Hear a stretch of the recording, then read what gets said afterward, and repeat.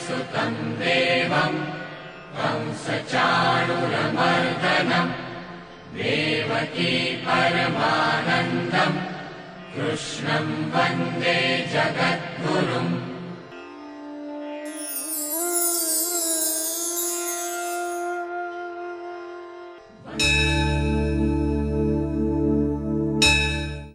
வாழியத்திராசன் வாழியத்திராசன் வாழியத்திராசன் என வாழ்த்துவார். வழியென வாழ்த்துவார் வழியென வாழ்த்துவார் தாளினையில் தாழ்த்துவார் வெண்ணோர் தலை. ஸ்ரீமத் பாகவத புராணத்தை 7 நாட்கள் பாராயணம் பிரவச்சனம் செய்தால் பக்தியினுடைய பிள்ளைகளான ஞானத்துக்கும் வைராக்கியத்துக்கும் இளமை என்பது மறுபடியும் கிட்டும் என்று சனகர் முதலானவர்கள் சொல்ல, நாரதரும் பாகவதத்தை பிரவச்சனம் செய்வோம் என்று முடிவு செய்தார். எந்த இடத்திலே பிரவச்சனம் செய்வது, பாராயணம் செய்வது, சிறந்த இடத்தை நீங்கள் சொல்ல வேணும் என்று தெரிவிக்க, பிரம்மாவனுடைய பிள்ளைகள் நாரதர் பிரவச்சனம் செய்வதற்கு இடத்தை தேர்ந்தெடுத்தார்கள். ஹரித்வாருக்கு அருகில் இருக்கக்கூடிய ஆனந்தவனம் என்கிறவிடம், சோலைகள் சூழ்ந்து இருக்கக்கூடிய இடம். இந்த இடத்துல இருந்து நீர் பாகவத பிரவச்சனம் செய்ய வேணும். அப்படி செய்தால் பக்தியினுடைய பிள்ளைகளான ஞானத்துக்கும் வைராக்கியத்துக்கும் இளமை கிட்டிவிடும் என்று சொல்ல, நாரதரும் ஹரித்வாருக்கு அருகிலே ஆனந்தவனத்துக்கு வந்து சேர்ந்தார். அங்கு பாகவதம் சொல்லுவோம், பாகவத பிரவச்சனம் செய்வோம், பாகவதத்தினுடைய கதை அர்த்தத்தை அனைவருக்கும் எடுத்துரைப்போம் என்று வந்து சேர்ந்தார். நாரதரிடத்தில் பாகவதம் கேட்கணுங்கிறதுக்காக அத்தனை பேரும் கூட்டம் கூட்டமாக வந்து சேர்ந்தார்களாம். நாரதர் அப்படின்னா நமக்கு என்ன தெரியும்? நாரதர்னா ஏதோ கலகமூட்டுபவர் அப்படின்னு தானே நாம் அறிந்திருக்கிறோம். அது அல்ல. நாரம் ததாதீதி நாரதா. நாரம் ததாதி, நாரம்னா பகவத் விஷய ஞானம், ததாதி அப்படின்னா கொடுப்பவர். நமக்கு பகவானை பற்றிய ஞானத்தை நமக்கு யார் கொடுக்கிறாரோ அவருக்கு நாரதர் என்று பெயர். அடுத்து 2வது அர்த்தம், நாரம் தியதீதி நாரதா. நாரம் அப்படின்னா அஜ்ஞானம் அப்படின்னு பெயர். நமக்கு பகவானை பற்றி, வேதங்களை பற்றி, சித்து அச்சித்து பரமாத்மா முதலான தத்துவங்களை பற்றி நாம் அறியாமல் கிடக்கிறோமே, இதற்கு அஜ்ஞானம் என்று பெயர். தியதி, தியதினா வெட்டி விடுபவர். நாரம் தியதீதி நாரதா, அஜ்ஞானத்தை வெட்டி விடுபவர் யாரோ அவருக்கு நாரதர் என்று பெயர். அப்படின்னா நாரதர்னா என்ன அர்த்தம்? நம்முடைய அஜ்ஞானத்தை போக்கி நமக்கு பகவத் பக்தியை, பகவத் ஞானத்தை கொடுக்கக்கூடியவர் நாரதர். அடுத்து நாரம் அப்படின்னா ஜலம் அப்படின்னு பெயர். ஆப்போ நாராயிதி புரோக்தாக, ஆப்போவை நரசூனவக, ஆப்போ நாராயிதி புரோக்தாக. ஆபஹ, ஆபஹான்னா ஜலம். அந்த ஜலத்துக்கு நாரம் என்று மற்றொரு பெயர். அப்படின்னா நாரதர் பிறந்தவுடனே, அவர் பிறக்கிறதுக்கு முன்னாடி அந்த தேசத்தில் பஞ்சம், பசி, பட்டினி, வறட்சி எல்லாம் இருந்தது. நாரதர் பிறந்தார். அவருடைய கால் இந்த பூமியிலே பட்டது. பட்ட மாத்திரத்தில் அப்படியே ஜலம் கொட்டிற்றான். அந்த வருடத்துக்கு வேண்டிய ஜலம் பூமி நன்னா இழுத்து கொண்டு வருடத்துக்கு வேண்டிய ஜலத்தை தானும் பூமி எடுத்துக்கொண்டது. அவ்வளவு மழை பெய்தது. அப்படின்னா நாரதர் பிறந்தவுடனே ஜலம் நிறைய கொடுத்தாரே, அதனால் நாரம்னா ஜலம், ததாத்தின்னா கொடுப்பவர். அதனால் ஜலத்தை நமக்கு நிறைய கொடுத்தவர் நாரதர். ஜலத்தை கொடுப்பவர்னா வெறும் ஜலம் அப்படின்னு வச்சுக்க வேண்டாம். நாராயணனுடைய கருணையாகிற ஜலம், அந்த ஜலத்தை நமக்கு கொடுத்தவர் நாரதர். அந்த நாரதரிட எப்போதும் நாரதர் நாராயண நாராயண நாராயண நாராயண நாமத்தை எப்போதும் உரைத்து கொண்டு இருப்பவர். நாம் 1/2 மணி நேரம் விஷ்ணு சஹஸ்ரநாமம் பண்ணுகிறோம், அவ்வளவே. 20 நிமிஷம் நாராயண ஜபத்தை செய்கிறோம், அவ்வளவே. மிஞ்சி போனால் 1 மணி நேரம் சொல்லுவோமா? ஆனால் நாரதர் 24 மணி நேரமும் சதா நாராயண நாமத்தையே சொல்லிக்கொண்டு இருப்பவர்.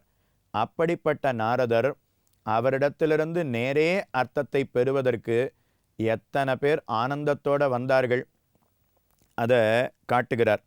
யாரெல்லாம் வந்தா அப்படின்னா, பிருகுர் வசிஷ்டஸ்யவனஸ்ச கௌதமோ மேதாதிர் அதிதிர் தேவல தேவராதோ ராமஸ்ததா காதி சுதஸ்ச சாக்கலோ மிருகண்டுபுத்திர அத்ரி ஜப்பிலாதாக யோகேஸ்வரோ வியாச பராசரௌ ச சாயாசுகோ ஜாஜாலி ஜன்ஹுமுக்கியாக சர்வேப்யமி முனிகணாக சஹ புத்திர சிஷ்யாக ஸ்வஸ்திரீபிகி ஆயயுஹு அதிப்பிரணயேன யுக்தாக. யாரெல்லாம் வந்தா ஆச்சரியமாக காட்டுகிறார்.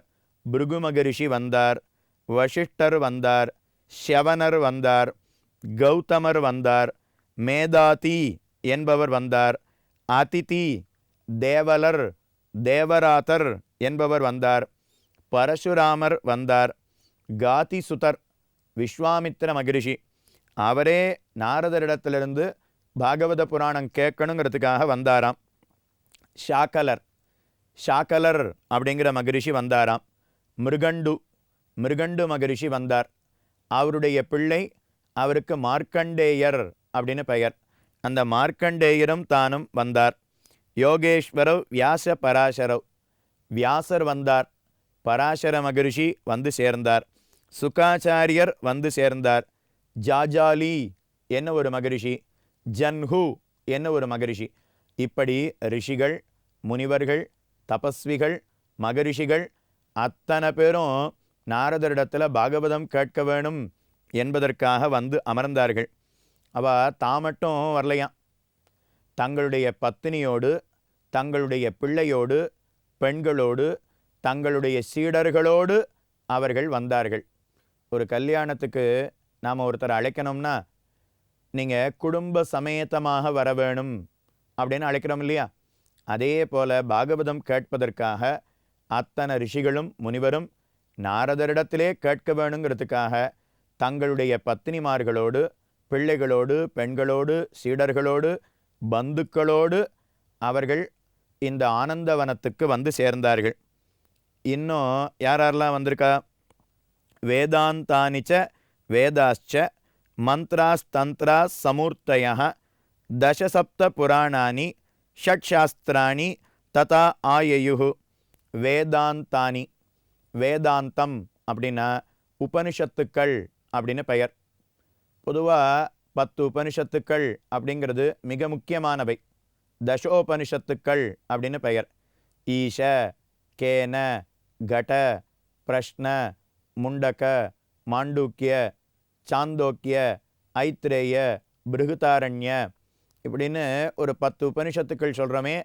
அந்த 10 உபனிஷத்துக்களும் மனித உருவை எடுத்துக்கொண்டு நாரதரிடத்தில் காலக்ஷேபம் கேட்கணும்னு தானே வந்து அமர்ந்ததான். வேதாந்தத்தினுடைய சாரம்தான் பாகவத புராணம். ஆனால் அந்த வேதாந்தங்களே, உபனிஷத்துக்களே மனித உருவை எடுத்துக்கொண்டு நாரதரிடத்தில் கேட்கணும்னு வந்து அமர்ந்திருக்கின்றன. வேதாச்ச, அடுத்து வேதம், ருக்வேதம், யஜுர்வேதம், சாமவேதம், ஆதர்வனம் இந்த 4ம் மனித உருவை எடுத்துக்கொண்டு அவைகளும் வந்து அமர்ந்தார்கள். மந்த்ராஸ்தந்த்ராக, மந்திரங்கள், தந்திரங்கள் இவைகளும் மனித உருவை எடுத்துக்கொண்டு வந்தார்கள். தசசப்த புராணானி, தச அப்படின்னா 10, சப்த அப்படின்னா 7, தசசப்த அப்படின்னா 10 கூட்டல் 7 17 புராணங்கள்.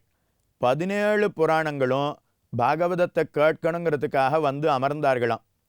18 புராணங்கள் தானே கேள்விப்பட்டிருக்கோம். இதென்ன 17 புராணங்கள் அப்படின்னா, 18 புராணங்களில் பாகவத புராணத்தை தவிர மீதி இருக்கக்கூடிய 17 புராணங்கள். அப்போ பாகவதத்தை கேட்கணும்னு மீதி இருக்கக்கூடிய 17 புராணங்களும் வந்து அமர்ந்ததுன்னா அப்படின்னா பாகவதத்துக்கு எவ்வளவு ஏற்றம் இருக்கணும். ஷட் சாஸ்திராணி, 6 சாஸ்திரங்கள், சிக்ஷா, வியாக்கரணம், சந்தசு, ஜோதிஷம், கல்பம் அப்படின்னு சொல்கிறோமே. இந்த 6 சாஸ்திரங்களும் அவைகளும் ஒரு உருவத்தை எடுத்துக்கொண்டு நாரதரிடத்தில் பாகவதம் கேட்கணும் அப்படின்னு வந்தார்கள். அடுத்து இன்னும் யாரெல்லாம் வந்திருக்கா? கங்காத்யாக சரிதஸ்தத்ர புஷ்கராதி சராம்சிச்ச க்ஷேத்ராணிச்ச திசர்வா தண்டகாதி வனானிச்ச. கங்கை, யமுனை, சரஸ்வதி முதலான நதிகள். அந்த நதிகள்லாம் பெண் உருவத்தை எடுத்துக்கொண்டு நாரதரிடத்தில் பாகவதம் கேட்கணும் என்பதற்காக வந்து அமர்ந்தார்கள். இத்தனை பேர் அமர்ந்திருக்கா. ரிஷிகள், தபஸ்விகள், மகரிஷிகள், அவள்லாம் ஒரு பக்கம். வேதாந்தங்கள், அடுத்து புராணங்கள், இதெல்லாம் ஒரு பக்கம். கங்கை, யமுனை, சரஸ்வதி முதலான புண்ணிய தீர்த்தங்கள், இதெல்லாம் ஒரு பக்கம். எல்லாரும் வந்து அமர்ந்தாச்சு. இதுக்கு மேலே இன்னும் முக்கியமான ஒருத்தர், அவரும் வராராம். யார் அவர் அப்படின்னா சாட்சாத் பகவான். அத வைஷ்ணவ சித்தேஷு திருஷ்டுவா பக்திம் அலௌகிகீம் நிஜலோகம் பரித்யஜ்ய பகவான் பக்தவத்சலः வனமாலி கணஷ்யாமः பீதவாசா மனோகரः காஞ்சி கலாபருச்சிரः லசத் முகுடகுந்தலः. வைகுண்டத்தில் இருந்து பகவானும் நாரதருடைய பாகவதத்தை கேட்கணும்னு அவனும் புறப்பட்டு வரானான். தன்னுடைய பெருமைகளை யாராவது சொல்கிறான்னா பகவான் முதல்ல புறப்பட்டு வந்து உட்காந்துருவான். பாகவதமோ ராமாயணமோ பகவானுடைய பெருமையை யாரோ ஒருத்தர் சொல்லணும்னு தொடங்கினார்னா நாம் உட்கார்றோமோ இல்லையோ பகவான் முதல்ல வந்து அமர்ந்து விடுவனான்.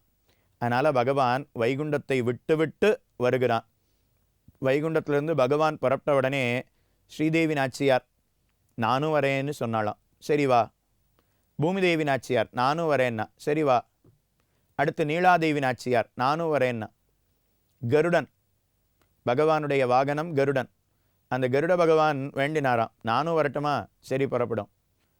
பகவானுக்கு விஸ்வக்சேனர் என்ன ஒரு சிறந்த அடியவர். அவர்தான் பகவானுடைய அத்தனை காரியத்தையும் செய்பவர். அந்த விஸ்வக்சேனர் நானும் வரேன்னு சொன்னார், புறப்படும். ஆதிசேஷன், பகவான் படுத்துருக்காரே அந்த படுக்கை, வெள்ளை வெள்ளத்தின் மேலொரு பாம்பை மெத்தையாக விரித்து அதன் மேல் கள்ளனித்திரை கொள்ளும் என்ன ஆழ்வார் பாசுரம். அதனால் படுத்துருக்கக்கூடிய எம்பெருமான், கீழே படுக்கையாக இருக்கக்கூடியவன் ஆதிசேஷன். ஆதிசேஷன் நானும் வரேன்னு சொன்னார். எல்லாரும் புறப்பட்டு பாகவதம் நாரதரிடத்தில் கேட்கணும்னு வந்தாளாம். இப்போ வைகுண்டத்தில் யார் இருக்கான்னா ஒத்துருமே இல்லை. வைகுண்டத்தையே காலி பண்ணி வைகுண்டத்தை பூட்டு போட்டுட்டு அத்தனை பேரும் நாரதரிடத்தில் பாகவதம் கேட்கணும் அப்படிங்கிறதுக்காக வந்தார்களாம். துளசி கானனம் எத்திர எத்திர பத்மவனானிச்ச வசந்தி வைஷ்ணவாக எத்திர தத்திர சந்நிகிதோ ஹரிஹி. எங்கெங்கெல்லாம் பகவான் இருக்கிறான். துளசி கானனம் எத்திர, திருத்துழாய் செடி மலர். திருத்துழாய் அது எங்கெங்கே இருக்கோ, துளசி எங்கே வளர்ந்து இருக்கிறதோ முளைத்திருக்கிறதோ அங்கே பகவான் தானே வந்து அமர்ந்து விடுகிறானாம். நாம் பகவானை ஆவாகனம் பண்ண வேண்டாம், இங்கே வரணும்னு வேண்டவே வேண்டாம், தானே வந்துடுறானாம். அடுத்து பத்மவனானிச்ச எத்திர பத்மவனானிச்ச, தாமரை புஷ்பம் எங்கே பூத்து குலுங்கி இருக்குமோ, தாமரை நிறைந்த பொய்கை, அந்த இடத்துக்கு அருகில் பகவான் தானே எழுந்தருளி விடுகிறான், வந்து விடுகிறான். அப்போ துளசி எங்கே இருக்கோ அங்கே பகவான் தானே வந்து விடுகிறான். தாமரை மலர்கள் எங்கு நிறைந்து இருக்குமோ அங்கும் பகவான் தானே வந்து விடுகிறான்.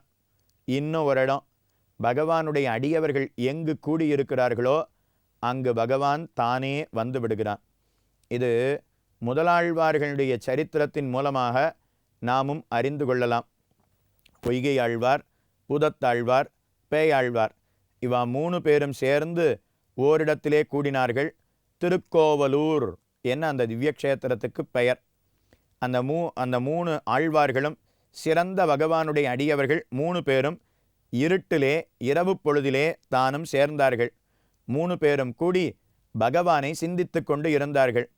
பகவான் பார்த்து, என்னுடைய அடியவர்கள் எங்கு இருக்கிறார்களோ அங்கு நான் சென்று விட வேண்டும் என்பதற்காக பகவானே அவர்களுக்கு தெரியாமல் அவர்கள் இருக்கக்கூடிய இடத்திற்கு வைகுந்தத்தில் இருந்து அங்கு வந்து அவர்களை கட்டி அணைத்து கொண்டு தழுவினான். அவள் 3 பேரும் திரும்பி திரும்பி பார்க்குறா, நம்ம 3 பேரை தவிர இங்கே வேறு யாருமே இல்லையே, யாரோ நம்மளை நெருக்குகிறார் போலே இருக்கிறதே, என்று பொய்கை ஆழ்வார் அவர் ஒரு விளக்கேற்றினார்.